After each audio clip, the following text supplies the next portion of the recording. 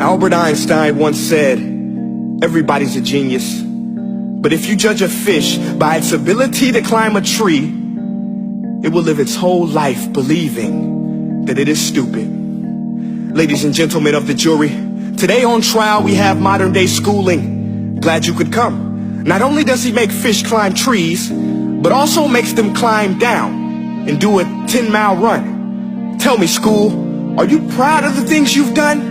Turning millions of people into robots, do you find that fun? Do you realize how many kids relate to that fish swimming upstream in class, never finding their gifts, thinking they are stupid, believing they are useless? Well, the time has come, no more excuses. I call school to the stand and accuse him of killing creativity, individuality, and being intellectually abusive.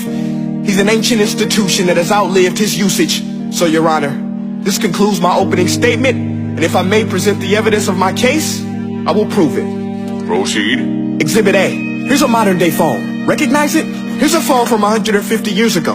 Big difference, right? Stay with me. Here's a car from today, and here's a car from 150 years ago. Big difference, right? Well, get this. Here's a classroom of today, and here's a class we used 150 years ago. Now ain't that a shame? In literally more than a century, nothing has changed. Yet you claim to prepare students for the future?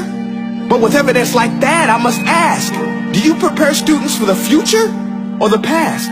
I did a background check on you and let the record show that you were made to train people to work in factories, which explains why you put students in straight rows, nice and neat, tell them sit still, raise your hand if you want to speak, give them a short break to eat, and for 8 hours a day tell them what to think.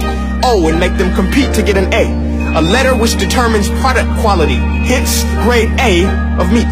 I get it. Back then, times were different. We all have a past. I myself am no Gandhi. But today, we don't need to make robot zombies. The world has progressed. And now we need people who think creatively, innovatively, critically, independently, with the ability to connect. See, every scientist will tell you that no two brains are the same. And every parent with 2 or more children will confirm that claim. So please explain why you treat students like cookie cutter frames or snapback hats, giving them this one-size-fits-all crap. Watch your language. Sorry, Your Honor, but if a doctor prescribed the exact same medicine to all of his patients, the results will be tragic. So many people will get sick, yet when it comes to school, this is exactly what happens. This educational malpractice, where one teacher stands in front of 20 kids, each one having different strengths, different needs, different gifts, different dreams, and you teach the same thing the same way? That's horrific.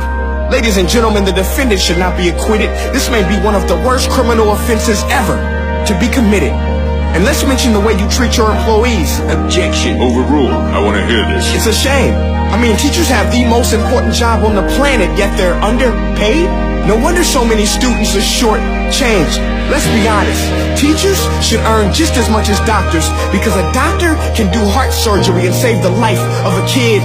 But a great teacher can reach the heart of that kid and allow him to truly live.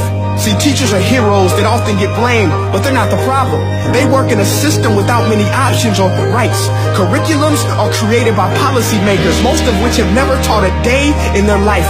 Just obsessed with standardized tests. They think bubbling in a multiple choice question will determine success. That's outlandish. In fact, these tests are too cruel to be used and should be abandoned, but don't take my word for it. Take Frederick J. Kelly, the man who invented standardized testing, who said, and I quote, "These tests are too cruel to be used and should be abandoned." Ladies and gentlemen of the jury, if we continue down this road, the results will be lethal. I don't have much faith in school, but I do have faith in people. And if we can customize healthcare, cars, and Facebook pages, then it is our duty to do the same for education, to upgrade it, change it, do away with school spirit, because that's useless. Unless we're working to bring the spirit out of each and every student, that should be our task. No more Common Core. Instead, let's reach the core of every heart in every class. Sure, math is important, but no more than art or dance. Let's give every gift an equal chance. I know this sounds like a dream, but countries like Finland are doing impressive things. They have shorter school days. Teachers make a decent wage. Homework is non-existent, and they focus on collaboration instead of competition. But here's the kicker, boys and girls. Their educational system outperforms every other country in the world. Other places like Singapore are succeeding rapidly. Schools like Montessori, programs like Khan Academy. There is no single solution, but let's get moving. Because while students may be 20% of our population, they are 100% of our future. So let's attend to their dreams, and there's no telling what we can achieve.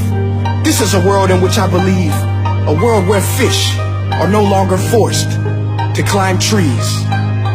I'll rest my case.